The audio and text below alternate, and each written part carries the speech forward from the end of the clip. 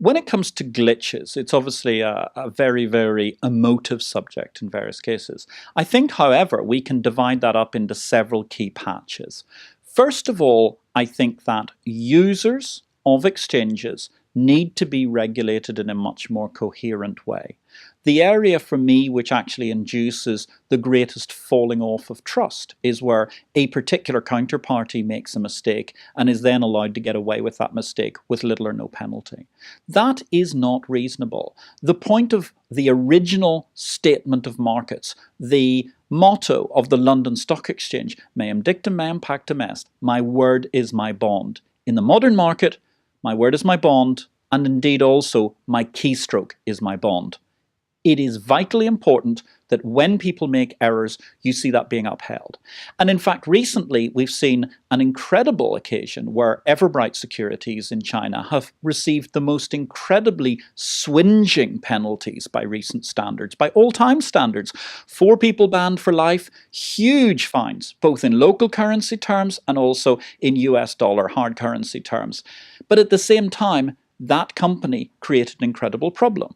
And I think one of the things that has to happen at the front end of markets is that users need to take more responsibility for what they're doing. There needs to be a lot more pre-trade risk management. There needs to be a lot more understanding that once you let an order out into the wild and it hits the extremes of your network and goes to either the public cabling through the colo system or indeed hits the exchange, then you are good for it. As I said before, my keystroke is my bond.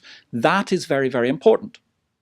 Now, looking at other types of error, well, in the United States stock exchange system, I think really a large problem for me there is a very good example of how once regulatory agencies are allowed to try and dictate the architecture and the landscape, they don't necessarily come up with the best marketplace solution. And while I think there have been glitches and problems which clearly exchanges need to do their best to sort out, the Reg NMS landscape, as it has been dictated, does not really allow for a particularly clean, cohesive, coherent trading architecture between markets. In some senses, I'm minded to draw a comparison between the currently under fire Financial Technologies Group in India, who've obviously got multiple problems with their agricultural commodity market. But what their technology was very good at doing was putting together a marketplace where part of the Indian power system could fall over, but at the same time the market would survive. The difficulty with Reg NMS, it seems, is that the ultimate architecture is too reliant upon certain points of failure, at which point the market falls over, whereafter there are glitches, and then we get all sorts of terribly bad media, which is bad for exchanges, bad for the exchange industry, and extremely frustrating for all parties concerned.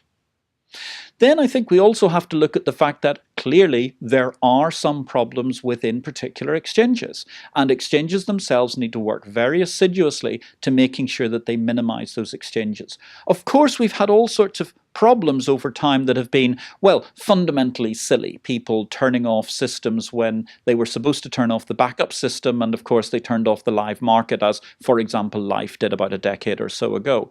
We've had all sorts of issues with slowing market systems over time, which have been gradually overcome.